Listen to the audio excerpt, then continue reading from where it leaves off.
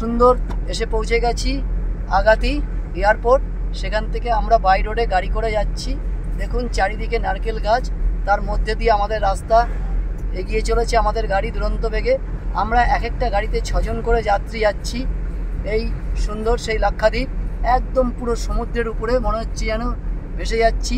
আমাদের ওস্তাদ আমাদের সঙ্গে রয়েছে, আমিও আছি আপনাদের সঙ্গে। পেছনে আমাদের আঙ্কেলরা সবাই আছে, দেখুন সবাই আছি আমরা এখানে।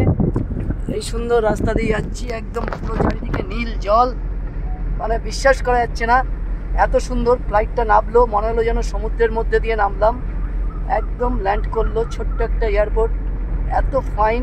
আমরা 54 সিটের ফ্লাইট ছিল, তার মধ্যে আমরাই ছিলাম 35 থেকে 36 জন। দেখুন পুরো চারিদিকে নীল জলের মাঝখান দিয়ে নারকেল গাছ, রাস্তা বয়ে যাচ্ছে, এত ফাইন লাগছে। দূরের দৃশ্যটা কল্পনার অতীত, ভাবতেই পারছি না এখন আমি কোথায় এসেছি।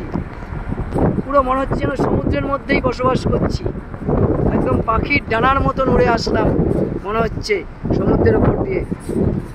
আজ মনে হচ্ছে যেন আমি পাখি হয়ে গেছি, সত্যি মনে হচ্ছে রং বেরঙের মনে হচ্ছে ডানা মেলে দিই।